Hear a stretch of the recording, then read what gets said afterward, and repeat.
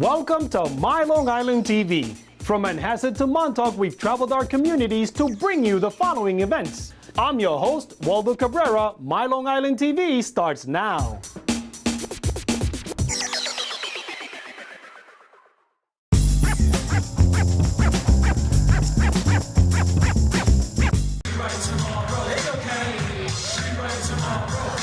Rewrite Tomorrow is basically taking ownership over today, saying, you know what, I'm going to make tomorrow look different. I'm going to make it look different than today. So that means if you've messed up any area of your life, it could even be with your spouse, getting upset, whatever that looks like.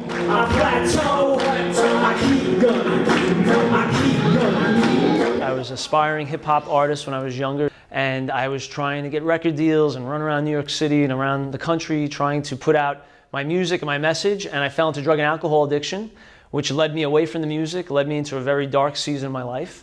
And several years ago, I cleaned my slate. I started over my life. I got sober. I got the help I needed. Years later, decided I should start something, a foundation of sorts, an organization where I could share my stories. Growing up on Long Island, I had a unique gift for rapping. And growing up on Long Island, I learned very quickly that I could use this gift for good or evil. And unfortunately, I fell down a deep and dark hole. We started in Huntington Station at a youth facility with myself, a local police officer, and another gentleman who had been an ex-con and changed his life around. And we just shared with the kids. And we were like, you know what, let's see where this goes.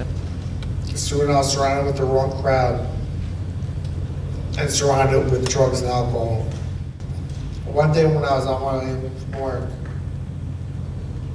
I got into a fight with another driver. He cut me off, and that's when I finally took my eyes off the road. I let my anger get a hold of me. When I was fighting with him, I lost control of my car.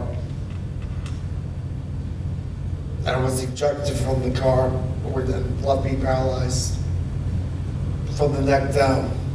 For the first 2 years of my situation, it took a little bit of coping, but once I got to cope with it, I realized that there's no changing it, but if my story can help and save somebody and change somebody, it's all worth it. I wish Clean Slate came to my school, or I heard about them when I was your age, and I wouldn't have given it to any of the peer pressure. All I can ask for is that they learn from my story, and they just take that and run. It's never too late, and you can always rewrite your tomorrow. They're going to help the boys deal with issues that they're dealing with on an everyday basis, between bullying, between peer pressure, drugs that are going on. I ended up in the hospital in my freshman year in college because I overdosed on cocaine. And I was an upstanding kid with a great family. I was a Boy Scout, but those pressures start coming in. You need to be vigilant. You need to be hyper aware of who you let into your circle. When I heard about it, it just looked like something that was going to be fantastic for the boys. And the way they seemed to make it enjoyable for them to watch, as far as it being interactive, they're enthusiastic.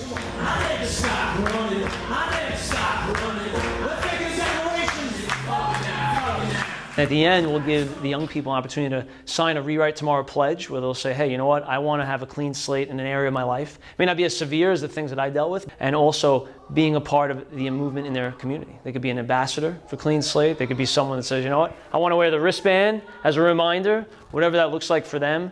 They're going to get to have that as a takeaway for tonight's presentation. Rewrite tomorrow, rewrite tomorrow, rewrite tomorrow, rewrite tomorrow, rewrite tomorrow, rewrite tomorrow, rewrite tomorrow.